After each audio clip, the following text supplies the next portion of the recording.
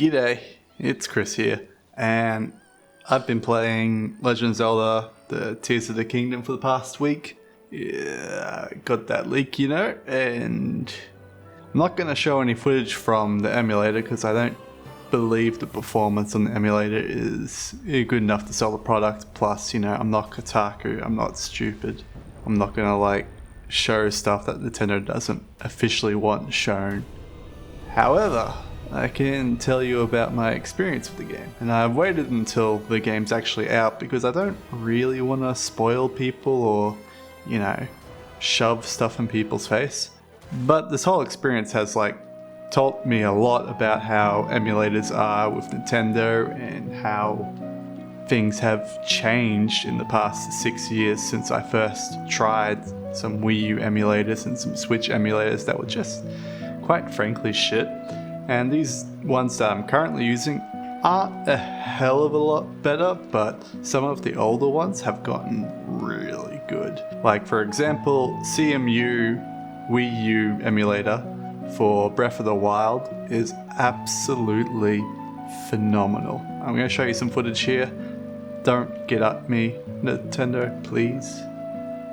I'm just showing you how good your product looks when it actually runs on a modern system. However, Tears of the Kingdom emulator, not so much. And the reason why it doesn't look great or runs great is because you need to have shaders to be fully rendered throughout the whole game. And because we are using an emulator on a computer, it does not have any shaders pre-calculated. Whereas on the Switch, all those shaders have been pre-calculated and pre-baked, so you'll have a much smoother experience. Plus, the emulation isn't perfect, it never will be, especially when we compare it to Breath of the Wild on the same emulator. It's okay and holds, a stable 30, but you still see shader compilation errors and transition loading errors and just doesn't quite have the right experience. But that's enough about emulators. Let's talk about Tears of the Kingdom. Tears of the Kingdom isn't just Breath of the Wild 2. It is Breath of the Wild 2, but it is more than that. It is, quite frankly, just phenomenal. I was going into it going, it'll just be Breath of the Wild 2, it'll just be Breath of the Wild more. And for the first 6 or so hours, it is just Breath of the Wild 2. It's pretty much a beat for beat remake of Breath of the Wild. And I was kind of disappointed, but then I got to my first temple, and these temples aren't like Breath of the Wild Divine Beast, where it's sort of the whole challenge is getting into the Divine Beast rather than actually the Divine Beast battle itself. And you go, and left you disappointed. Whereas in Tears of the Kingdom, every single mission to get into the temple is as good as it was for Breath of the Wild to get into the Divine Beast. But then the temple is a full-fledged temple, and it is brilliant. It has great puzzles.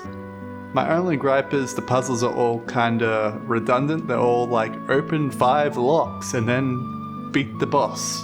But, don't fix what needs fixing. It worked. And the bosses were really good, well designed. Each of them were very unique. And the way the game works is we have a buddy system. So you have the 5 sages, and in each temple you use one of the sages to be your power, and you use that power to complete objectives inside the dungeon to learn how the buddy works. And then you use that buddy against the boss, and usually it helps significantly.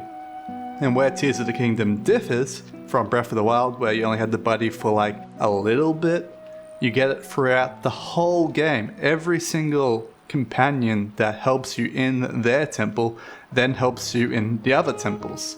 And so you end up having this full entourage of JoJo stands just following you, which is really cool but can get annoying. Especially when you want to use your buddy's powers. To use them, instead of just pressing a command button then a face button, you have to actually walk up to your buddy and press I want to use your ability, which can get quite annoying inside of combat because, I want to use this range character's range ability, but they have run in and attacking in melee range, and just makes it really annoying to go into danger to activate their ability and be vulnerable trying to activate their ability to then run out of danger to actually use the ability, and it just is not quite smooth for combat, but it is certainly doable. If I was designing the game, I would have like a trigger L2 and then press a face button, and it activates the buddy's ability based on the face button that you press. And you can even have it in case there are more than 4 buddies. I don't know if there's going to be more than 4 buddies. I haven't beaten the game as of this recording. I'm trying real hard, but it is a big. This game is huge. I'm about probably 40 hours in, guessing, give or take. It's a bit hard to like tell because sometimes I've left the game on, sometimes I've just, not been playing and switching emulators to get better performance and stuff like that. So I don't really know a precise hour rating, but I'm guessing I'm around the 40-hour mark, and I'm still going.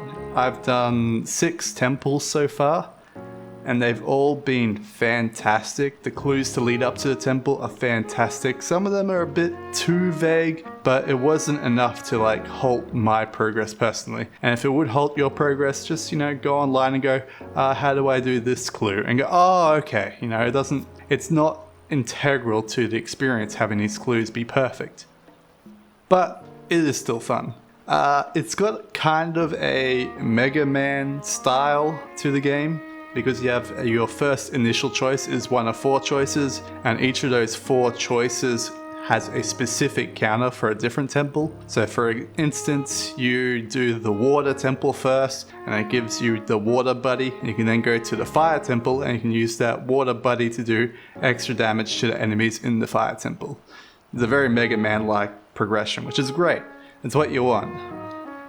Other things in the game, there's construction for vehicles and stuff. For the most part, it's not great, but when it does work for a specific puzzle, it is actually quite enjoyable to do, and it really gets your mind working.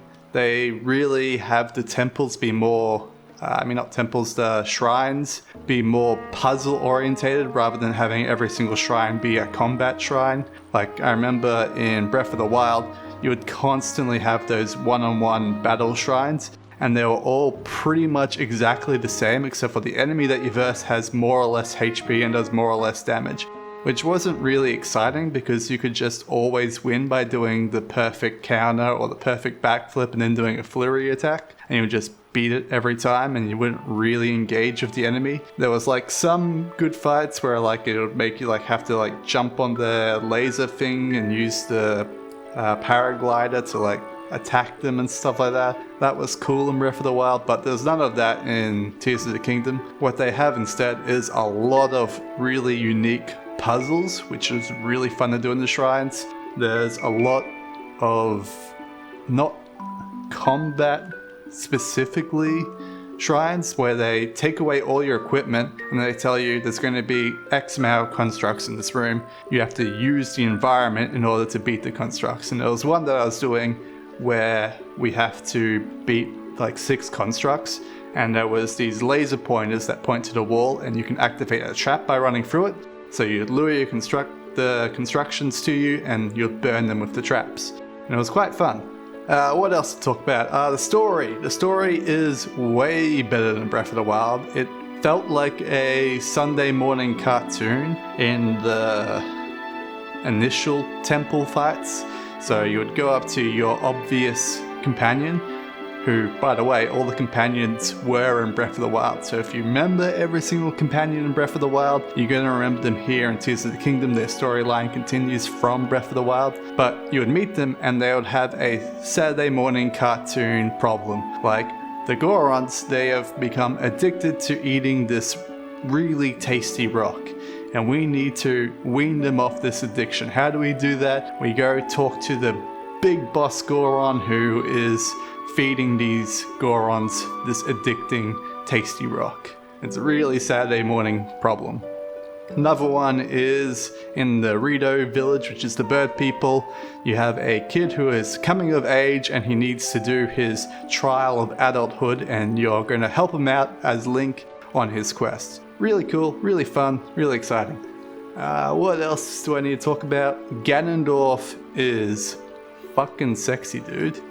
He is so fine. A little tip for you guys, whenever you see those giant glyphs on the ground in the mountains, beeline towards them, because on every single one of those glyphs on the mountain or on the fields, when you go to them, there's a little puddle of water, and when you interact with that puddle of water, it gives you a memory from the lore, and it's basically just a lore dump, and they're all fantastically designed. They're all like their own mini little movies that are just really good. You know how they always go, oh, I like audio logs in games? Nah, I like lore movies in game. These were fantastic, every single one. The big mystery that's in the game is finding Zelda, just like it was in Breath of the Wild, but the way they did it in Tears of the Kingdom really subverts your expectations. I know a lot of people are like, subversions, I hate subversions, but when it's done right, it's actually good. But you have to, subvert it in a better way instead of like most of, modern subversions these days. We're subverting your expectations. Instead of there being a male main character, there's a female main character. So that's not subversion. That's just deliberately changing something for the sake of changing it. We subverted your expectations. No. None of that here in Legend of Zelda. It's a good subversion. You're going to enjoy it. It's fantastic. There's a lot of JoJo references. Everyone loves JoJo. Or at least you should love JoJo anyway. I think that's about it. If you're currently playing through Breath of the Wild, or wondering if you should play Breath of the Wild before Tears of the Kingdom, stop. You'll get yourself burned out in the gameplay. This is a long game, and if you're playing like the 40 hours of Breath of the Wild and then going to Tears of the Kingdom, you are going to burn yourself out. Just stop playing Breath of the Wild right now. I know, I was one of those people that's like, I'll just go play through Breath of the Wild before Tears of the Kingdom. Don't do it. Thankfully, the leak came out before I made the mistake of playing through Breath of the Wild and then playing through Tears of the Kingdom. That would have been bad. The story does continue from the end of the Breath of the Wild, but it's not like direct continuation. There's clearly Breath of the Wild ends, time gap, lots of stuff happens to the people around the world. It's about like 5-year time gap, and then Tears of the Kingdom starts.